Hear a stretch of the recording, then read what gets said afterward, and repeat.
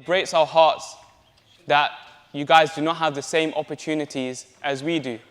And this school is a small step in that journey to provide you guys, inshallah, with an education and a better chance at life.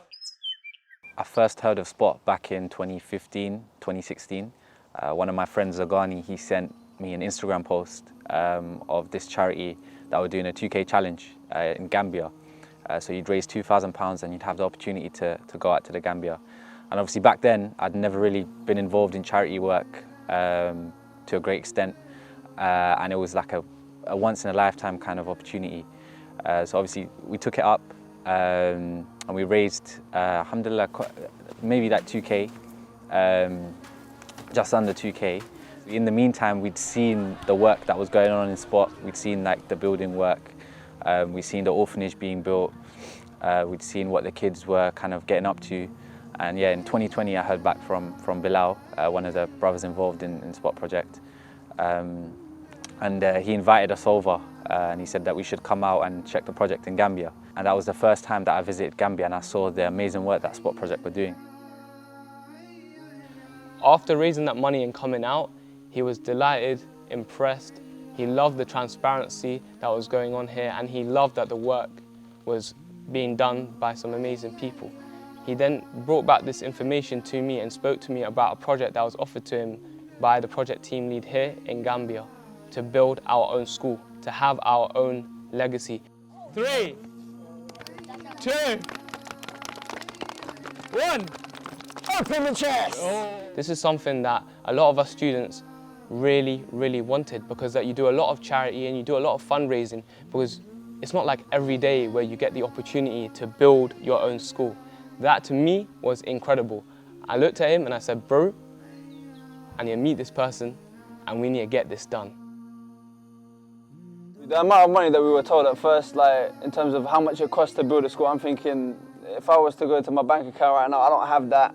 I'm broke, I don't have money like that. I don't come from a rich family. I'm still a student, I'm not full-time. So yeah, at first it seemed like an impossible task. It's difficult to, in your mind at first, to be like, I need to fundraise this amount of money because I want to build this. I want to fundraise this amount of money because I want to do this. I want to, any task that you have ever, it's gonna, for you at the beginning, it sounds like an impossible job. But wallahi, after you see the fruits of your work, it just motivates you to want to do even more. And I genuinely urge anybody, no matter how old you are, no matter what degree you do, no matter what subject you do, what occupation, whatever it is, it's as easy as one WhatsApp group. Let's build this, let's do this. The first time we really fundraised was in Ramadan of 2020. So we did our first fundraising then. And so we'd raised quite a lot of funds, and the majority of the funds needed to build the foundations of the school and start the development of the school. We'd spoken to Abu Bakr and Bilal about the logistics of how it would work, and they mentioned to us that, you know, if you guys can deal with the funds and try and, you know, raise that money, raise as much as you can and get close to that number, you know, they would deal with kind of the logistical side of things in Gambia. And obviously, Abu Bakr and Bilal and everyone at Spot has been a big help in doing that, and it would never have happened without their help. Once we'd raised our money, we were told exactly where it was going to go. Immediately we were given plans, blueprints, architect sketches as well as to how we wanted our school to look. This was an incredible opportunity because not only did we fundraise for something, but now we were being asked, how do you want it to look? How do you want the roof to be? Where do you want the children to play? How many classrooms do you want? All of these particular specifications, things that you're not given as a student, especially at our age as well.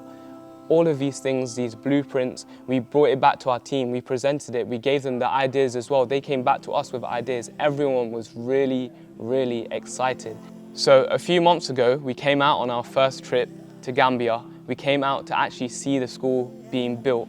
We walked into the classrooms, we walked into the building itself, and we were very impressed. We're impressed with how modern it was. We're impressed with how much time was spent in the design. Exactly the way we wanted it to be was how it was. And it was in its construction. Don't get me wrong, it wasn't finished. We still had to do our second round of fundraising. But now we could go back to the people around us, the people who used to sit next to me in the library who donated even £10, £20, all of these people, and we could say, look bro, this £10, this £20, what you donated yourself, this here is going towards this school. And automatically, that year, unsurprisingly, we had many, many more fundraisers, because people wanted to be a part of something that was genuine and something that they had seen with their own 2 eyes.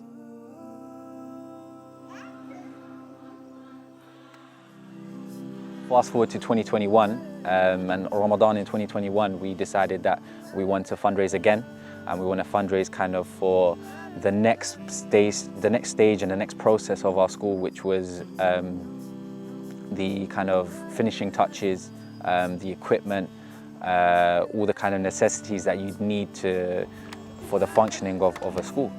And you know, we'd kind of achieved what we set out to do initially. They got together with their friends, as young as they are.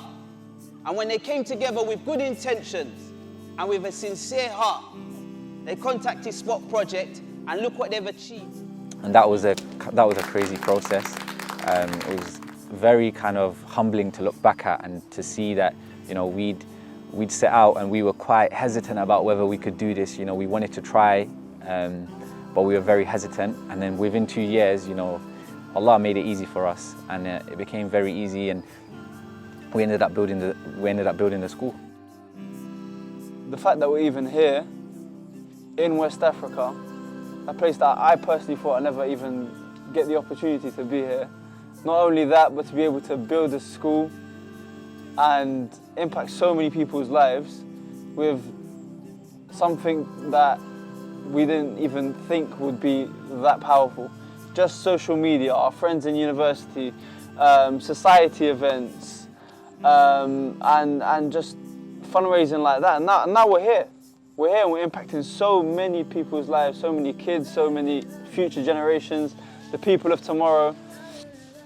The more I think about it, the more I'm like, it's more of a calling, where the minute those wheels touched down in Gambia, I just felt a sense of belonging and home. It just feels like home, man. It just feels like you're doing something that you always were destined to do, and it's qadar of Allah that it's happening now.